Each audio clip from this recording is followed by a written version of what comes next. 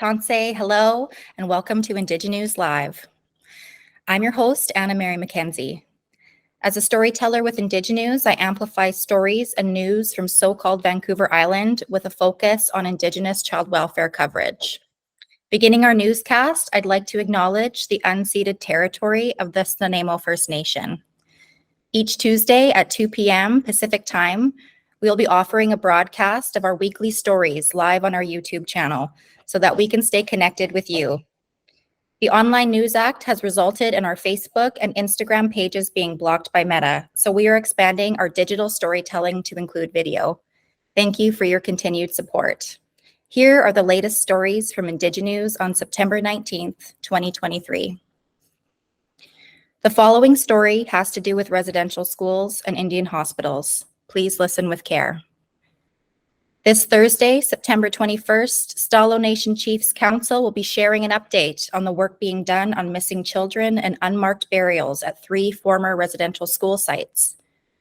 The Taking Care of Our Children Residential School Research Project team will share their findings within Stalo territories, including the St. Mary's Residential School in Mission, Kakalitsa Industrial Residential School in Chilliwack, and All Hallows School in Yale, as well as those associated with the Kokalitsa Indian Hospital. We will be following this story closely. Federal regulatory hearings began this week in so-called Calgary as Trans Mountain seeks to dig a kilometer-long open trench through a Secwepemc cultural site in British Columbia. The company wants to excavate through the Pipsell or Jackal Lake area in Secwepemc territory as it tries to meet the deadline for its pipeline expansion project. The Secwepemc Nation is rejecting the request, saying this method could result in significant and irreparable harm to our culture and the integrity of the land. The oral hearing will take place from September 18th to the 20th. Prominent Tsleil-Waututh member Reuben George has released a new memoir. The grandson of the late Chief Dan George has followed in his grandfather's footsteps. The book was co-written by George's friend Michael Simpson. A big congratulations to you, Reuben, from everyone here at the IndigiNews team. A September 6 report from British Columbia's ombudsperson has found that the Child Welfare Agency misled a youth on what education supports she could access if she moved in with her aunt. After the youth advocated for herself, Ombudsperson Jay Chalk, the current ombudsperson for BC, has made a total of 5 recommendations for BC's Ministry of Children and Family Development. So far, BC has committed to 2 of the recommendations.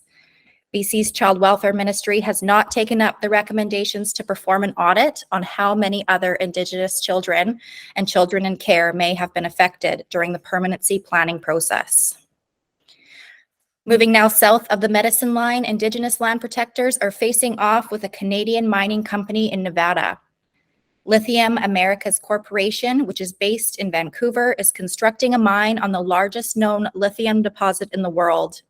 The lithium sits in the basin of an ancient and extinct supervolcano named the McDermott Caldera, which was formed more than 16 million years ago.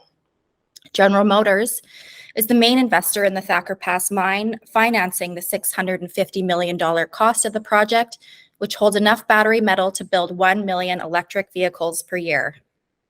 The Land Protectors' fight is featured in a new documentary called Mining the Sacred by Brandy Morin and Gordy Day. The full documentary is available on our YouTube channel. Stay connected with IndigiNews by visiting our website, www.indiginews.com, or subscribing to our channel. You can follow us on Twitter, LinkedIn, and TikTok, which will be linked in the description below. You can also follow me at legally_Cree on Instagram and Twitter. From all of us here at IndigiNews, hi, and thank you for joining us. It's a great day to be Indigenous.